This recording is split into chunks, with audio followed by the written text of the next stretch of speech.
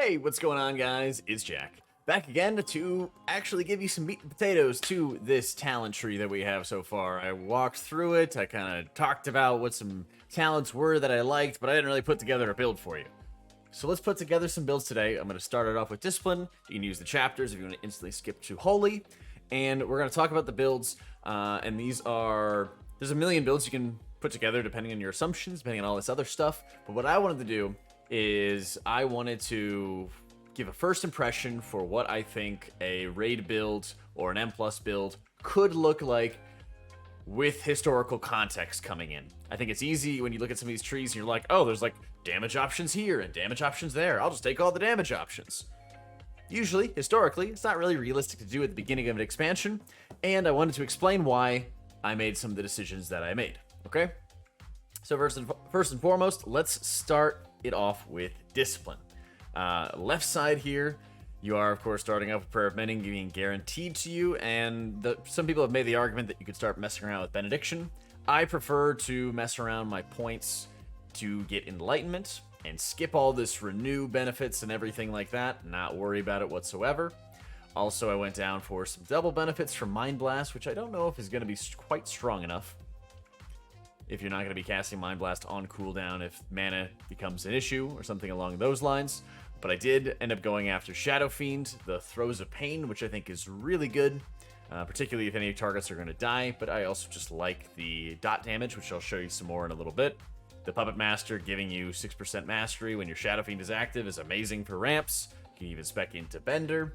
But when I got down to Rabid Shadows, this is significantly weaker than we have out of the current Conduit, which is like 5 times as powerful or something like that. It's something ridiculous. It's like so much larger than what this talent actually gives you. So I opted to skip that, and we don't know if Shadowflame Prism would convert into Atonement, and I'm going to operate under the assumption that it does not. So I could totally be wrong, and that would change everything, but like I said, I just want to go through those assumptions and explain my thought process on it.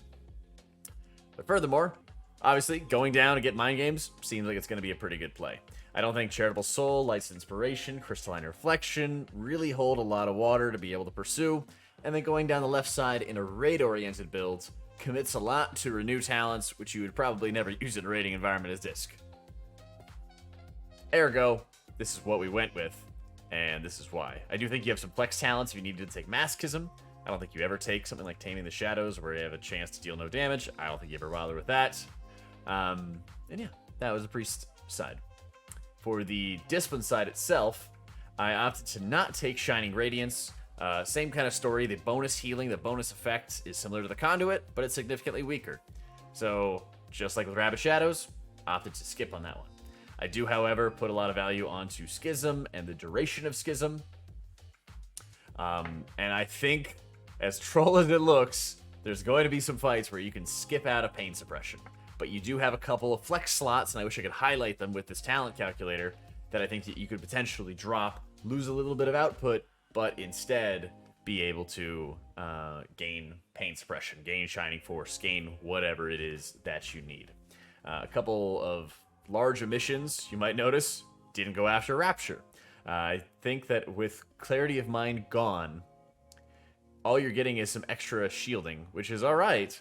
But if you're having to choose between a longer duration of Schism, which would increase your Atonement output, and since you're getting buffs with Less Than Humility towards Smite damage, improve Smite on the left side of your tree, there's a lot of penance modifiers that you have as well, such as Evenfall, such as Dark Indulgence, to give you more effectiveness to your penance.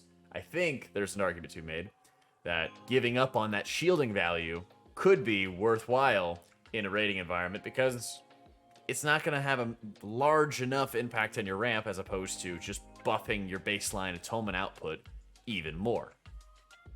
You do have Atonement extensions that have Indemnity for Power Shield, which is 2 seconds, and Solatium, which is 2 seconds as well, but it's only for Shadow Mend.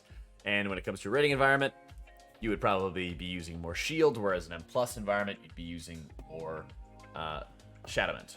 I do think, however, Stolen Psyche could be a really good pickup, particularly because I have the cooldown reduction that goes into Mind Blast and the extra healing value out of Mind Restraint. So this is an area that I was trying to figure out how best I could fit it into. Maybe I could go and kind of clip some wings or something like that in some other areas, but that was one I really wanted to be able to figure out, because you're only able to use 10 points here at the bottom. And so I've got 4, 5, 6, 7, 8, 9, 10. I think is how I did it, right? 2, 4, 5, 6, 7, 8, 9, 10. Yeah. And so I wouldn't be able to get Stolen Psyche unless I took points out of, you know, Harsh Discipline or something along those lines. So that's another little conflict that I had on hand. They really limit how much power that you can have at these entries. But Lenience is so good, even though it's not going to appear on your meters. It's an extremely good progression talent. Barrier, all the same. Evangelism, must have. And again, I'm operating under the assumption that Penance is actually going to be very good. There's Penance modifiers that are increasing the effectiveness of Penance through Dark Indulgence. I believe that should be a 2 out of 2. You are going to be able to also have the effectiveness for Contrition. That could be healing multiple targets. I know that's been really weak in the past. But if you're already having those atonements out anyway, if you have other penance buffs on hand, I think those things could actually be pretty interesting and pretty effective. You're also getting castigation on hand, and you're just kind of getting that baseline because you're already committing into evangelism. So I do think that there's a lot of value that goes in there. You also have Throes of Pain, Purge the Wicked. I think the extra duration dot is going to be just a must-have. And you get Revel in Purity to increase that dot damage and allow it to spread to an additional target. This could be something where you could spec out of that one of those points, get Rapture instead, get Pain Sup instead, get a couple of different things that might be able to appear. But this was sort of my initial impression for where I think some of this makeup could actually start going towards. I think something like Swift Penitence, again, there's kind of a theme here. Swift Penitence, Shining Radiance, Rabid Shadows, there's a couple of different traits or talents that follow conduits, but are very, very weak forms of it. And I don't think that they're going to be very good at all, quite honestly. Right? So that is the disc raid build that I came up with. I don't think Shadow Covenant has much of a place in a raid-oriented build, but I think it could have legs in an M+ build. And I'll show you where I'm kind of conflicted when it comes to an M+ setup. What I wanted to do is I wanted to make an M+ setup that is a bit paranoid, which is a bit overly secure. So this is not going to be all the best damage options you'll ever see under the sun. Just pulling it out there. I do end up going into the left side with Holy Word Life, because I believe that's just going to be an extremely effective ability early on. But we also don't know, like I said, how strong tanks are going to be. At the beginning of BFA, DKs were obscene. They were so sustainable. We had no problems healing them. We didn't have to heal them. Beginning of Shadowlands, all tanks were just destroyed by the regular wide attacks of the mobs. So if we're assuming that tanks are going to be weak, but not, you know, unhealable weak, they'll be a little bit stronger than Shadowlands. I do think having a safe build to start could be really helpful. I would like to be able to have maybe the improved Shadow or Death if I'm going to take advantage of that Twilight Empowerment for the Shadow or Death atonement transfers. I think Divine Star and Wickedness is just a must get. It's also very cheap. As I said previously, you only have 10 points in this bottom ring to spend. And being able to go 1, 2, 3, and then 4 is just incredibly good compared to some of the holy stuff, which we'll talk about later in this video. But being able to also get Barrier and, I believe, Less Than Humility could be pretty good. Maybe also going after something like Stolen Psyche, depending on how much Smite you're actually utilizing. But I think the higher end of this tree is assuming that you're going to multi-dot, that you're going to spread those dots around really quickly. Maybe you could have Rapture for that safety pick. But again, I don't think it's going to be something that'll be good when you're trying to play more aggressively. I was actually talking to Sups on stream earlier today, and he was raising the point that Purify's here, and also for the Shadow Tree, Mindseer is in this first sort of talent wing, this first sort of break point. And it seems likely that you could actually get Mindseer on hand really early on for Discipline, which to me would be ridiculously amazing. And he was sharing his build, which was including Shadow Covenant in a 5-man environment. And I think that's an amazing, amazing opportunity, assuming Mindseer gets added into the mix, that having your dots already flowing, producing some atonement healing, great, but Divine Star would turn into shadow damage with Wickedness. It deals shadow dot damage after it goes through targets, and it silences targets. That's fantastic. You'd be able to go into maybe the duration of Schism increased. You'd be able to just pump out a ton of damage out of your Mindseer, and AoE damage at that, which is something that the spec Yeah, you don't really want to be using that much Holy Nova, or it feels bad, I should say, to cast a lot of Holy Nova by forcing yourself into melee range to be able to utilize it. So, I would love to be able to see a build that could utilize Shadow Covenant in a 5-man environment, and then that could also mean that you would just take like 1 stack of Revel and Purity if you wanted to go further down the Shadow Covenant wing. That way, you're still spreading to that additional target, but you reduce a little bit of the dot damage in favor of more shadow damage at this point. Because Shadow Covenant would not buff Purge the Wicked, and I don't know if it would not nerf Light's Wrath, but that's more of a raid thing, because I don't think you're going to use Light's Wrath in a 5-man environment, because you just don't have that many atonements out. And I think there's just better options around that you're able to go after. So, this tree, if I was going to give feedback and everything, I really like, and I really think there's a number of different ways that you could sort of build around it, as long as your baseline abilities actually do something. I'm a little worried that Mind Games might be a little bit too powerful, because what we really encountered in Shadowlands was, in order to make Covenant abilities feel good, Discipline's baseline abilities, their Smite, their Penance, Mind Blast, whatever, had to feel really bad. And I hope that never happens again, and I hope that we enter a style that's a bit of a hybrid between BFA and Legion. Legion, you could pretty much like slam down Penance and it would do all the healing for you, and it was so bursty and it felt cool and satisfying. And then Penance and BFA, at some points of BFA, was not actually worth casting. You just casted Smite instead, if you remember that. We need a little bit of a hybrid. I want Penance to feel strong, I want it to feel chunky. I would actually be fine if its cooldown was increased a little bit, just to make sure it felt very powerful and strong. But I still want to be able to get value similar to in BFA, where casting Smites until every little drop of that atonement uptime has fallen off is actually yielding you good value. Because I felt like there's a lot of times in Shadowlands where I'm spamming Smites as long as my atonements are falling, or as my atonements are falling off. I feel like I'm not really yielding much extra benefit. Even on really steady damage encounters, it just feels like an atonement that comes from Smite damage just doesn't really account for much. So I'm hopeful that with Smite modifiers on left and right sides of the tree, longer duration Schism, buffs to Penance, that a lot of our base abilities could feel very powerful. And like I said, there's a lot of flex spots where you could take something out of like Revel and Purity, get Pain Sub for a raid. You could start going... I'd be curious to see how you'd go off Sins the Many, because technically it's only a couple percentage points of damage increase during your ramp when you have all your atonements out. So maybe having 1.5% of damage less would be okay if you really needed the Pain Sub, if you really needed the Rapture. Maybe it would be better to take the Schism duration off the bars, something along those lines. So there are going to be some sacrifices in the name of utility, and I fully expect that. But Disc has utility out the wazoo in terms of what it brings to a raiding environment. And so far, it looks fantastic for raids. It looks fantastic for M+. As much as I love this wickedness, I don't know if it's actually going to make it to live. So we'll see. We're going to be keeping an eye on that. Alright, let's get into Holy. And in that vein, I am a little bit worried about Holy Priest's place in a raiding environment because of how powerful Discipline's tree has looked. So I wanted to put together first a safe, sort of run-the-mill build for a raiding environment and what I think that could look like and how I think that could play as well. Because notably, there's no flash concentration anymore. So when it comes to how you're going to play, it's going to be different.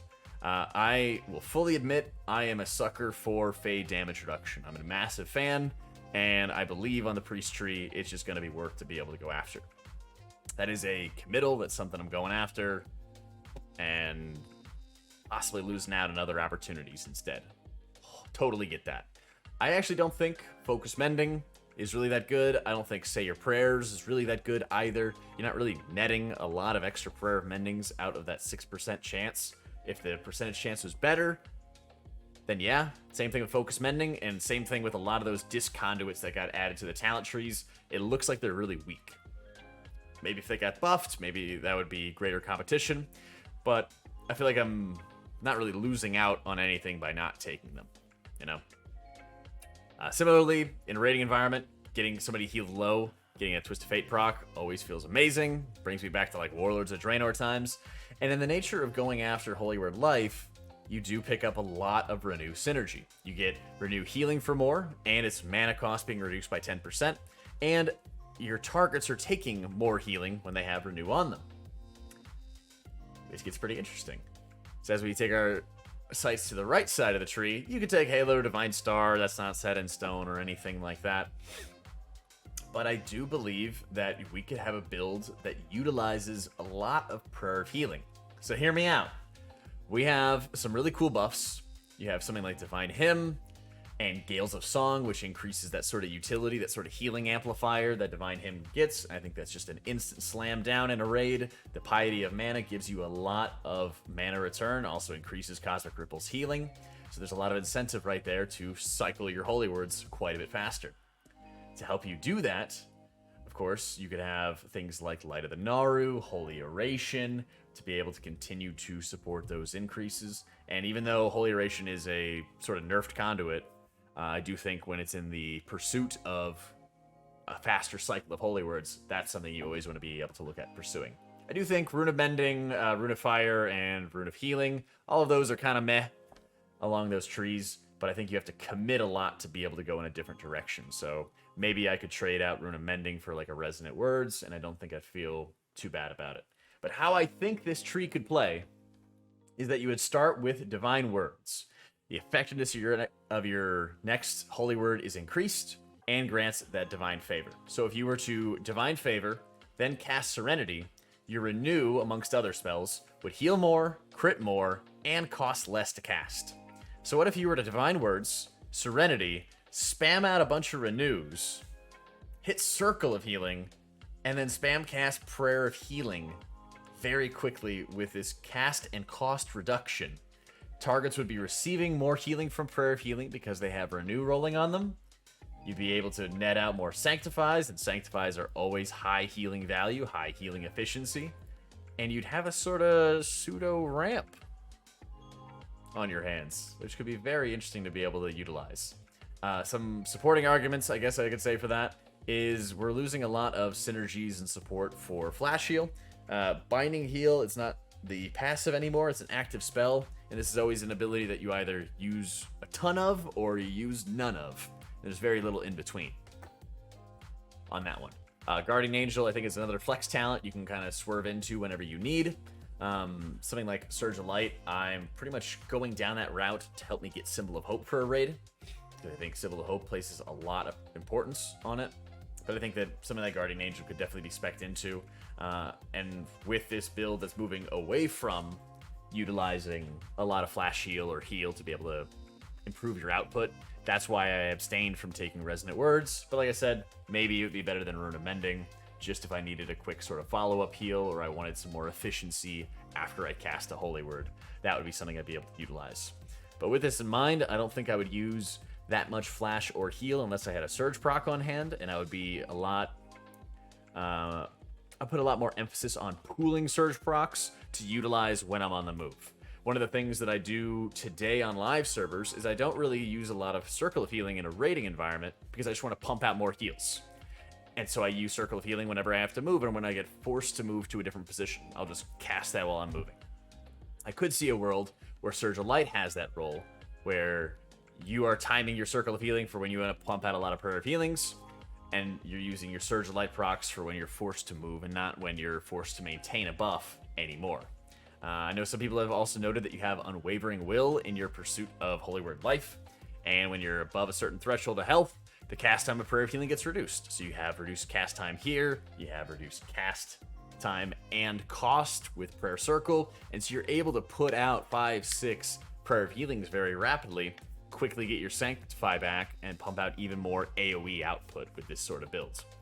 I'm a little concerned on two big points for rating for Holy Priest, one of which is it doesn't seem like there's enough oomph that's being given to a single target healing build, which could be really affect the spec for a 5-man environment. There is a very low cooldown, it's a 30-second cooldown, I think, on Holy Word Life, which feels good.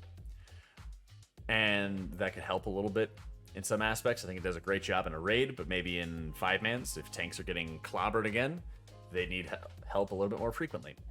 Lightwell is very weird in that it's a 10-yard radius to heal everybody. I 100% expect that to be changed, But if it wasn't, then yeah, we'd start looking at another direction as to how that would go.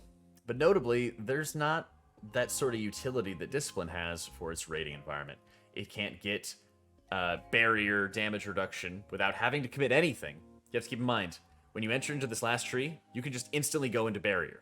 There's no, I have to get Surge of Light in order to get Symbol or anything. It just is there on that tree, and you can instantly get into it. For Holy Priest, yeah, you get Salvation, and Salvation's been good utility as a second raid cooldown, but it's a bit of a different type.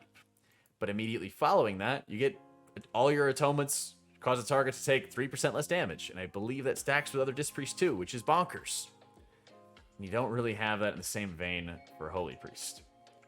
When it comes to an M+ build, I talked before about how Wickedness for Disc Priest, giving you that 2-second silence on targets that are hit by Divine Star, pretty insane. Holy, on the other hand, I like the damage builds that they have, reducing the cast time and cooldown of Holy Fire, Smite dealing more damage to targets affected by Holy Fire, Holy Nova, same thing, and then finally the Blaze, the 30-second cooldown where you're spamming out a lot of Holy Fires and it's stacking up the dot duration. Those things feel great, but it's not really utility. Having this ability increases your damage, and that's wonderful. Maybe it increases the damage to such a level that you do more damage than Disc. Maybe, maybe not. There's a lot of Disc damage modifiers that they have as well. But it doesn't actually change how other players or the dungeon interacts around you. With something like Divine Star, or the Wicked Star, when you throw that out and it silences everything, it almost allows a sort of mass grip effect. It allows every mob to interact in the same way so that a tank can rally them together. And 2 seconds can be a lot of time for a skilled tank who knows how to be able to rally mobs together.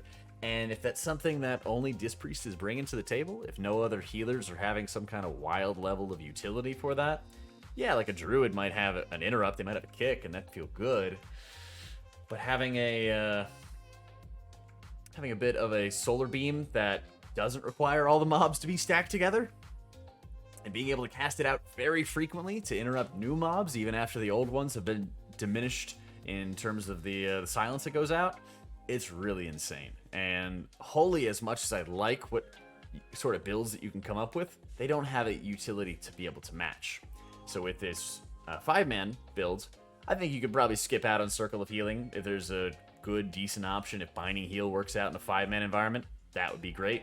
If Binding Heal would extend the duration of renews, of targets hit by renew by a couple seconds, I think that would be an amazing way to utilize this ability in an efficient manner. But I do feel a little bit weird about the rest of this build. You have to commit 2, and then 2, and then 1 to be able to get this damage traits going. So of the 10 talent points you can spend in the last tree, and you always want to be able to get Divine Words, because it's just a very flexible, powerful ability, you have to commit 5. You have to commit half your points just to get damage, whereas Disc has to commit 1 less, and they're picking up more damage to healing powers along the way. See where I'm coming from? With that, maybe Divine Words is going to be the opportunity for Holy Priest to get a bit more utility. If they're empowering Chastise, it increases damage, and Smite has a chance to apply Holy Fire. Okay, that's cool. But why isn't there some sort of rogue kidney shot-like effect where targets affected by Holy Fire take more damage? Why isn't there something that targets have a chance to get disoriented, or there's some kind of like, light earthquake effect or something where mobs are getting them interrupted, or they're stumbling or getting blinded or something by the light that when you're applying Holy Fire to them? I don't know. Do you guys have better ideas? Let me know. But I think there needs to be something if Disc gets to keep its really cool stuff and Holy can be competitive with it. I don't want to be like, oh, just get rid of this busted ability, because, that's not going to be as much fun for everybody. Where's Holy's busted ability? Where's that other thing that says, wow, like, Holy could stand on its own 2 feet, and Holy might be better in this dungeon, Disc might be better in that dungeon. Right? Divine Words, I think, holds the answer to that for a 5-man environment. For a raiding environment, they need to do something about this lenience thing. I don't want to be a wet blanket or anything, but if this is going to stack between multiple Disc Priests, they should get rid of it. Honestly, I think they should just get rid of it entirely. Sorry, Disc Bros. There's a lot of different ways that our spec can still be great. without just giving everybody raw damage reduction all the time like paladins and how they justify their raid spot. I'm just saying, I don't think paladins should have that either. I don't think most specs in the game should be providing passive damage reduction just for being there. That's just my thought on the matter. But furthermore, going through the rest of the build, for a 5-man environment, this is a very safe build, like I said. It allows you to get Imperial Blaze and that extra damage, while getting some cooldown reduction out of Oration, Resonant Words, Surge of Light, and the resulting procs to be able to get you more single target efficiency, and skipping out on him and Lightwell and all the other stuff going on over on that left side. Things like Cosmic Ripple, Piety of Mana, they're not really that big of a deal, I don't think. But I would like to see additions made to Binding Heal and Divine Words as a way to further bump up the efficiency and effectiveness of some of Holy's kit that they have going into it. But for a first draft, man, I actually think these are really good. Like, there's ways they can make it better, and I don't think that Holy's in as competitive of a spot with Disc at our first look without actually getting to play it.